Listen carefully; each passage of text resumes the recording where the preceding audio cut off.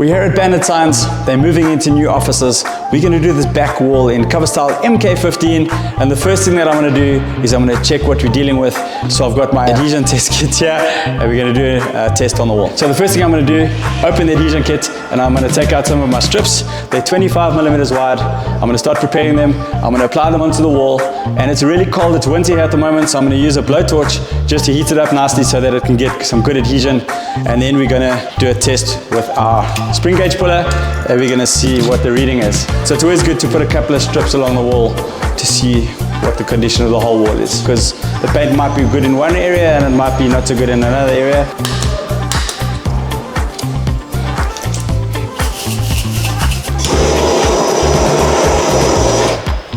Okay, now we're going to leave it for 15 minutes. We're going to attach our spring gauge puller, and we're going to see what the result is. Ideally, we need more than 300 newtons per square inch. The spring gauge puller is really cool. So what's going to happen is we're either going to get a fairly good reading and the paint is going to stay behind. And if the paint fails completely and comes off the wall, then we know what we need to do. We're going to have to scrape all the old paint off. And I think this wall is going to be in quite bad condition. I think they've used a water-based plaster primer here, which doesn't always work well on Runnerlight. And what happens if we do the whole cover style installation over time with the PVC expanding and contracting with temperature, I think we're going to get a failure. So I would much rather take the paint off. But let's check out the reading first. The strips have now cured for 15 minutes.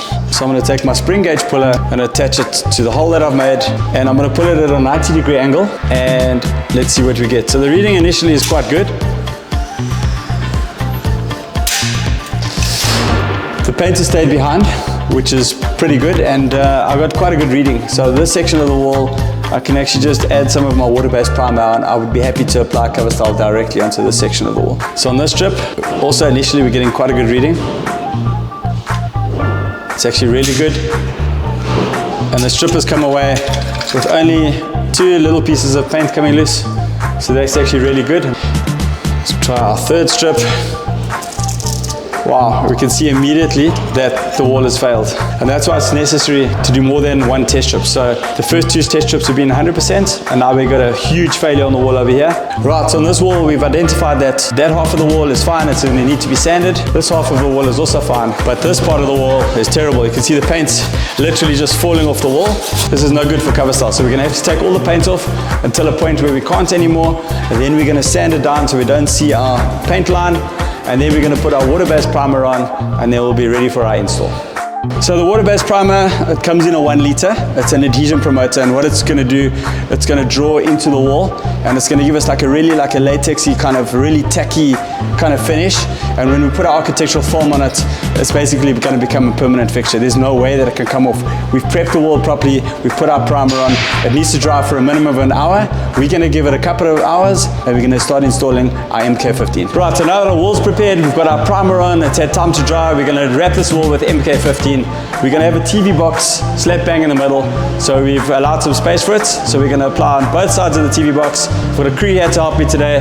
Let's see how we get on. We start off by cutting the backing paper. Then we use a laser level to mark the lineup for our first drop. Once we have our marks, it's time to line up the first drop and start applying from the top down. It's super important to squeegee in a linear fashion. And if you don't pay attention, you may get some ripples towards the bottom, but you'll still be able to save the panel. Using a squeegee as a guide, we will then trim the top edge.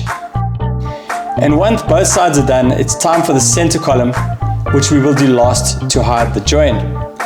Make sure that you apply enough pressure around the corners to get all the air out.